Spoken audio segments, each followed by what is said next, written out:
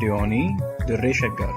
raadiyoonii Dirree Shaggar. raadiyoonii Dirree Shaggar.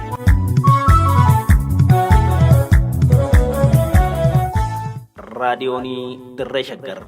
raadiyooniin Dirree Shaggar torbanitti guyyoota sadii wiixataa roobii fi jimaataa galgala sa'aatii tokkorraa eegalee hamma sa'aatii tokkoo fi walakkaatti dambalii gabaabaa meetir baandii 19 kiiloo heerzii 17,575 irratti qophii dabarsuu amma jalqaba. raadiyoonii Dirree Shaggar.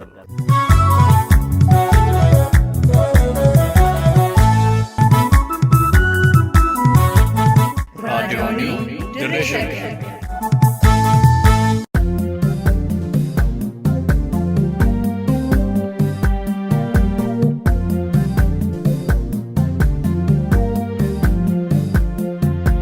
Seenaa fi seexaa sagantaa kanaan gootota Oromoo yaadanna. Oromoo fi Oromiyaa wal barsiifna. Akkasumas saboota impaayera Itoophiyaa keessa jiran ilaalchisee buleeyyii fi hayyoota irraa kan odeeffanne, kitaabota seenaa irraa kan dubbisne, akkasumas ragaa burqaalee qorannoo irraa arganne qindeessinee waltajjii irratti isiniif dhiyeessina. Seenaa fi seexaa.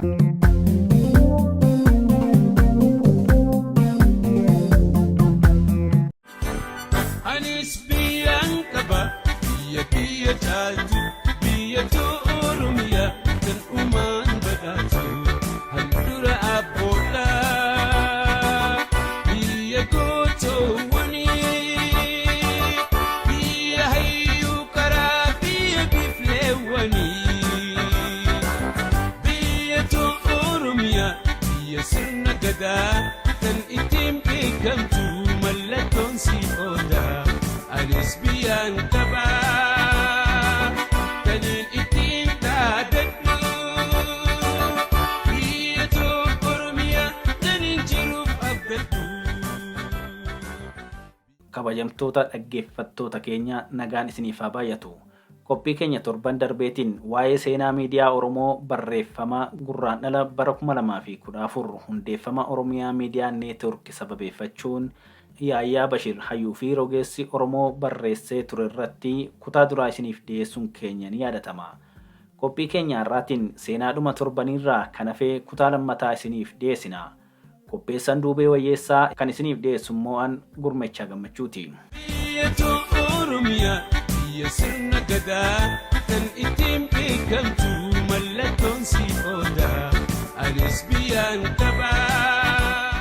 Sochiin miidiyaalee walabaa afaan Oromoo bara 1991 keessa eegalee osoo fagoo hin deemin adda bilisummaa Oromoo mootummaa ce'umsaa keessaa baafamutti aanee addaan citullee seenaa miidiyaa maxxansa Oromoo Pirees Miidiyaa keessatti hundee hin buqqaane gadhaabee dabre.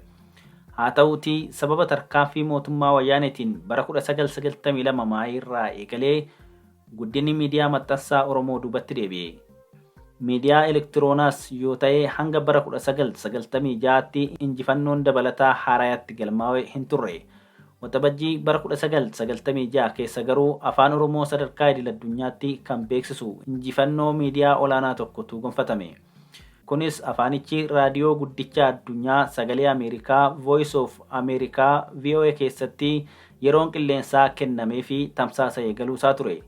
Wayita sanatti afaan Oromoo guyyaatti daqiiqaa 15 qofaaf kan tamsa'uu eegalee ta'uyyuu haamilee Oromummaa ummatichaa haalaan ol kaase.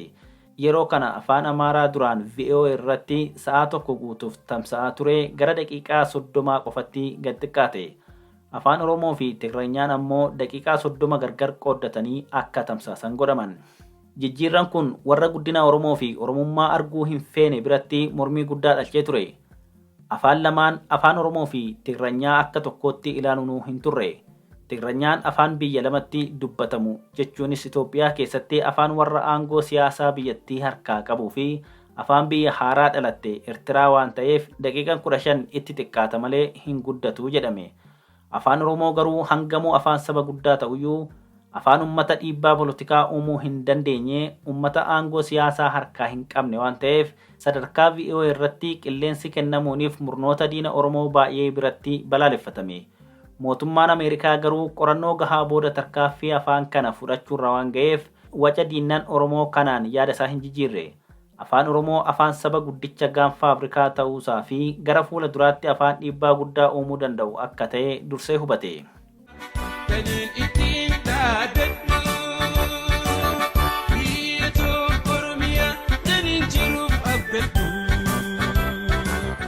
Bara 1990moota gama maayirraa eegalee raadiyooleen hawaasa Oromoo tokko tokkos biyya alaa keessatti banaman. Kanuma waliin raadiyooleen kaka'umsa namoota dhuunfatiin banaman kan akka raadiyoo sagalee Oromoo RSO faanii turan.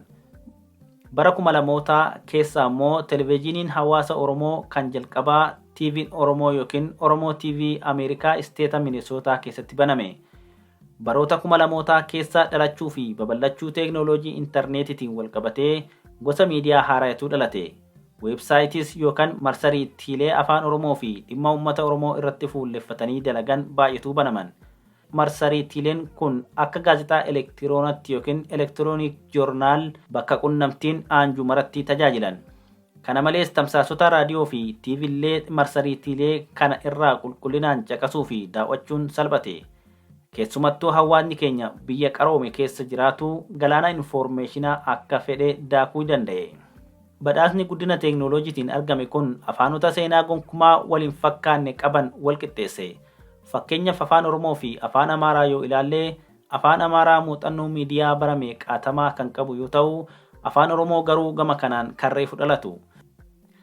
Akka madaala miidiyaa raadiyoo fi TV biyya keessatti afaanonni lamaan kun gonkumaa wal dorgomuu kan danda'an hin turre. Haa ta'uutii teeknooloojiin intarneetaa jedhamu yeroo dhalatu afaanonni lamaanuu wal maqixa itti seenan. Qaroomina teeknooloojii haarayaa addunyaa irratti dhalatu tokko dursanii fayyadamuun duratti Amaariffaaf qofa eeyyamamaa ture. Duritti Oromoon hawaasa baadiyyaa keessatti iggitamee fi qaroomina magaalaa keessaa hirmaachuu dhorkame ta'uun beekama. Zamana boodanaa keessa garuu hawaasni Oromoo jireenya biyya qaroomee keessaa bal'inaan qooda fudhachuu danda'utu seenaa kana jijjiire. Hangafummaa Amaariffaa luka cabsee salphisee afaan wal qixxeesse. Inumaa akka tokko tokkotti bira kutuutti jira. Biyya badhaatu magarsituu hunda biyya midhaanii fi albuuda adda addaa. Waa'ee miidiyaa intarneetaa kana yoo kaafnu hiree afaan Oromoo ittiin Amaariffa dursee jabduu tokko osoo hin tuqin hafuun dogoggora ta'a. Afaan Oromoo qubeelaatiin kan addunyaan qaroomte itti dhimma baatutti fayyadamuun injifannoo dursitummaa Amaariffa irratti akka gonfatu gargaare. Qubeen Giizii kana bashoonni ittiin dhaadataa bahan teeknooloojii haaraya kanaan wal fudhachuun rakkoo itti taate. Oromoonni qubee isaaniitiin salphaatti iimeelii fayyadamuu yoo danda'an, habashoonni garuu hiree kana hin qabaanne. Qubee isaaniitiin iimeelii barreessuun dhamaatii waggoota 10 olii itti fudhate. Har'as taanaan hin salphanneef piroogiraamni ga'ees salphaatti bakka hunda ga'ee beekaa fi wallaalaa isaanii mara biratti kan rakkoo furuuf hin taane. Oromoon tokko kaaffee intarneetaa abbaa fedhee seenee rakkoo tokko malee qubeedhaan onlaayinii haasawee yookiis dhaamsa imeelii dabarfatee ba'a. Habashoonni garuu piroogiraamni qubee isaanii bakkayyuutti waan hin argamneef walqunnamtii irratti rakkoo guddaa mudatan. Kanneen Ingiliffaan waliigaluu danda'an afaan sanatti yoo dhimma ba'an, kanneen hin dandeenye ammoo Amaariffa yookiis Tigriffa isaanii qubee laatiniin barreessuuf yoo dirqaman arguun kofalchiisadha. Qorannoon haaraan nama Oromoo tokkoon biyya Eertiraa keessatti gaggeeffame akka agarsiisutti uummanni biyyattii kan bara dheeraaf qubee Gi'iis fayyadamuun beekamu har'a harki 80 ol afaan isaa Tigranyaa qubee laatiniitti dhimma bahuun walqunnamtii intarneetaa kan akka iimeelii, feesbuukii, miseenjarii, iskaayippii fi dhaamsa moobaayilaa yookiin moobaayil teekstis fayyadama. Habashoota Itoophiyaa birattis haalli jiru kanarraa adda ta'uu hin danda'u. Kan hormaanni quufa haadha beeyladoota.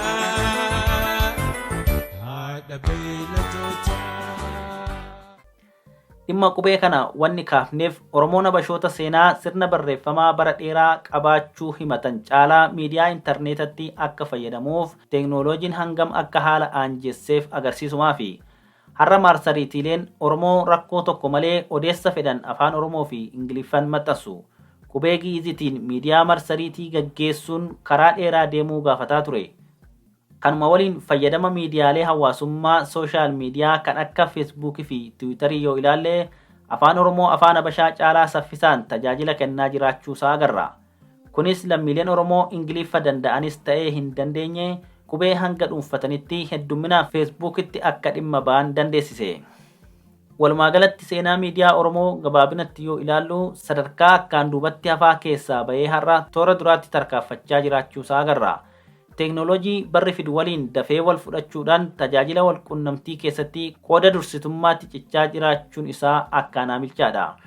Fayyadama meeshaalee wal quunnamtii keessatti qoonni Oromoo fudhataa jiru akkaan gammachiisaa ta'uyyuu miidiyaa gurguddaa gara uummata bal'aa biyya keessa jiraatutti tamsa'u horachuu irratti har'as duuba jiraachuu keenya amannee fudhachuu feesisa.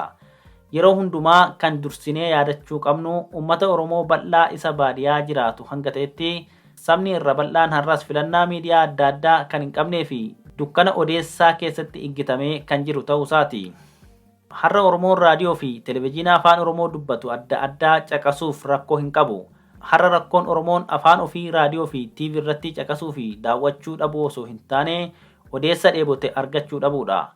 Miidiyaaleen afaan isaatiin biyya keessaa tamsa'an guutummaa guututti olola sirna aangorra jiru itti ololuurraa kan hafe odeessa Oromoon akka Oromootti dheebote dheebuu baasutti hin jiran. Biyya alaarraa ammoo miidiyaaleen afaan Oromoo sirnaan gurmaawanii karaa raadiyoos ta'ee TV uummata Oromiyaa jiru dhaqqabuuf hanga ammaatti tarkaanfii fudhatan quubsaa miti. Internet irratti raadiyoolee fi televezyiinota jechuunis online TV and radio shows caqasuun warra hiree itti qabuuf salphaa ta'uyyuu hireen kun saba keenya keessaa harka 10 illee kan waliin ga'e fakkaatu. Kun ammoo hojiin nu hafe hangam akka ulfaataa ta'e agarsiisuuf gaadha. Miidiyaaleen Oromoo internet irratti babal'achuun jabaatee akka itti fufuu qabu waan nama gaafachiisu. Haa ta'u malee biyya fayyadamni internetaa magaalaa fi baadiyyaa akka gaariitti waliin geenyee fi yeroo walga'es miidiyaalee barbaachisoo bananii daawwachuun iggitamaa ta'e keessatti maloota biroo maluun dirqama. Kana dhugoomsuuf ammoo jalqaba miidiyaa waaltawaa ijaarrachuutu dursa. Miidiyaa waaltawaa jechuun raadiyoo fi TV humna diinagdee cimaa fi ogeeyyii jajjaboodhaan utubamee ijaarrachuu jechuudha. Kurfiilee ulaagaa gahummaa guuttatan yookiin standardized shows jajjaboo fi onnachiisoo qopheessuu danda'udha. Kurfiilee qaalii kana ammoo uummata baadiyyaa Oromiyaa jiraatuun ga'u irratti hojjechuudha.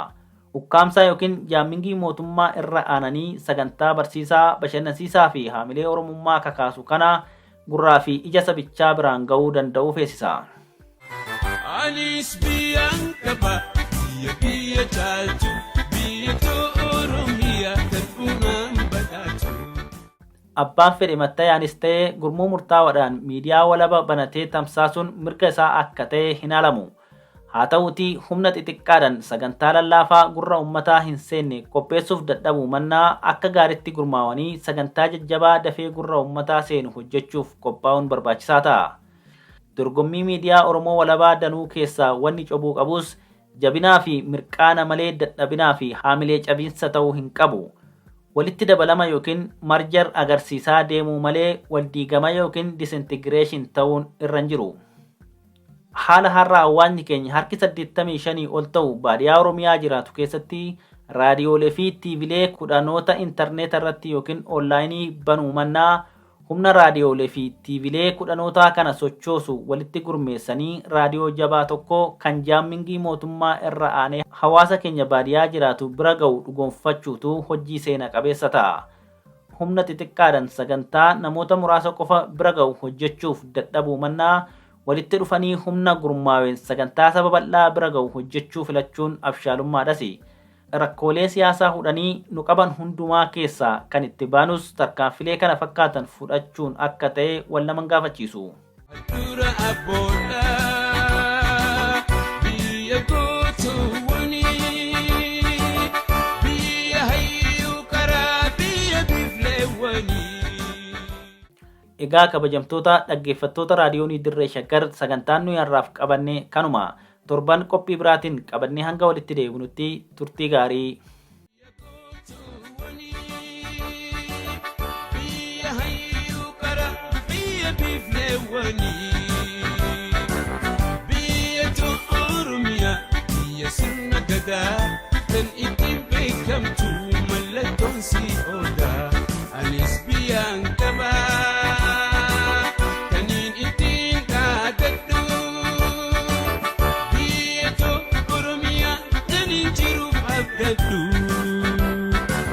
Ganaafi bonnisi nama gammachiisa hayyo Oromiyaan ameessa ittiin bulmaanni isii seera abbaa gadaati demokraasiin mara ilmaan si hammatti ilmaan si hammatti anis biyya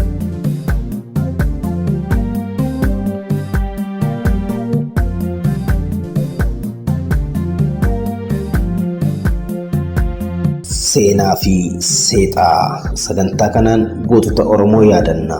Oromoo fi Oromiyaa wal barsiifna. Akkasumas saboota impaayera Itoophiyaa keessa jiran ilaalchisee buleeyyii fi hayyoota irraa kan odeeffanne, kitaabota seenaa irraa kan dubbisne, akkasumas ragaa burqaalee qorannoo irraa arganne qindeessinee waltajjii irratti isiniif dhiyeessina. Seenaa fi seexaa.